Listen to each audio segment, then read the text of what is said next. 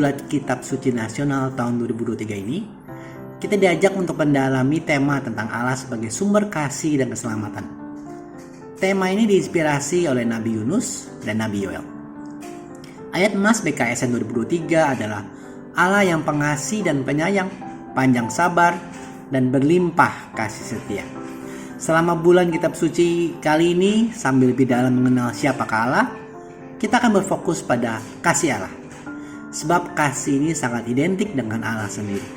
Karena itu, dalam 4 pertemuan kita akan membahas secara berurutan kasih Allah yang menggerakkan evangelisasi diri, menggerakkan pertobatan, menyelamatkan, dan mempersatukan.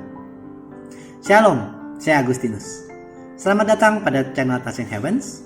Mohon like dan subscribe untuk membantu channel ini bertumbuh dan firman Tuhan semakin diwartakan. Pada pertemuan keempat, kita akan membahas tema kasih Allah mempersatukan.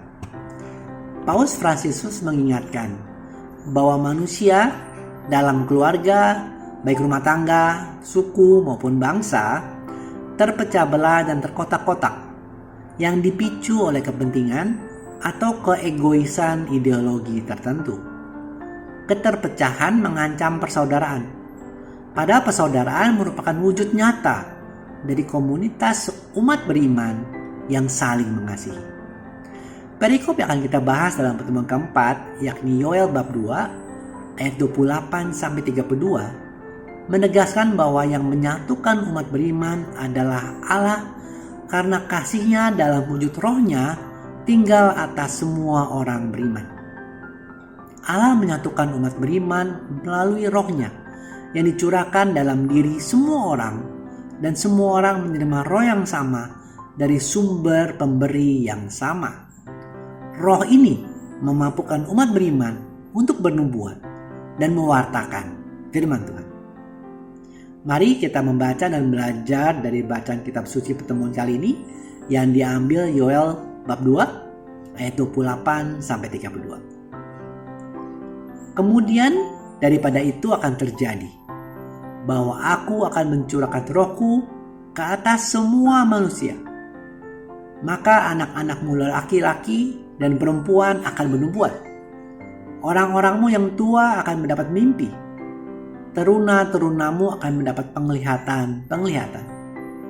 Juga ke atas hamba-hambamu laki-laki dan perempuan akan kucurahkan rohku pada hari-hari itu. Aku akan mengadakan mujizat-mujizat di langit dan di bumi, darah dan api dan gumpalan-gumpalan asap. Matahari akan berubah menjadi gelap gulita dan bulan menjadi darah sebelum datangnya hari Tuhan yang dahsyat, yang hebat dan dahsyat itu. Dan barang siapa yang berseru kepada nama Tuhan akan diselamatkan. Sebab di Gunung Sion dan di Yerusalem akan ada keselamatan, seperti yang telah difirmankan Tuhan, dan setiap orang yang dipanggil Tuhan akan termasuk orang-orang yang terlepas. Demikianlah firman Tuhan. Syukur kepada Allah. Teman-teman, setelah Tuhan berencana untuk memulihkan kerusakan akibat serangan belalang dan kekeringan dari bacaan yang kita baca minggu lalu, kini di pertemuan keempat Tuhan memberikan serangkaian janji yang lebih mendalam. Janji-janji tersebut meliputi pencurahan roh Allah atas semua orang beriman, mujizat-mujizat di akhir zaman, dan keselamatan. Kitab Yoel membicarakan Tuhan yang mencurahkan roh-Nya supaya umat yang dicurahi mampu bernubuat dan mempunyai penglihatan. Pencurahan roh adalah pemberian yang lebih lanjut dan mendalam setelah pemberian berkat jasmani dan materi. Inilah berkat rohani. Artinya, bila merupakan kelanjutan dari rangkaian pemberian Tuhan dalam rangka memulihkan umatnya, tanpa pemberian roh, meskipun umat sudah menerima berkat rezeki dan jasmani, belumlah lengkap disebut sebagai pemberian Tuhan yang menyelamatkan. Teman-teman, dalam renungan ini kita diingatkan kembali bahwa keegoisan dapat menjadi lawan dari kasih. Yang pertama yaitu keegoisan, bersifat menuntut dan dapat memecah belah keluarga, lingkungan, negara, bangsa. Yang kedua yaitu kasih, bersikap memberi dan dapat menyatukan apapun perbedaannya. Karena kasihnya, Tuhan memberikan rohnya dengan mencurahkannya kepada semua manusia. Tuhan tidak membedakan orang untuk dicurahi rohnya.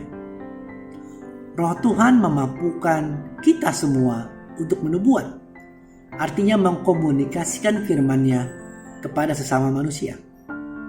Teman-teman ingat bahwa kriteria untuk diselamatkan adalah berseru kepada Tuhan yang menyelamatkan. Semudah itu.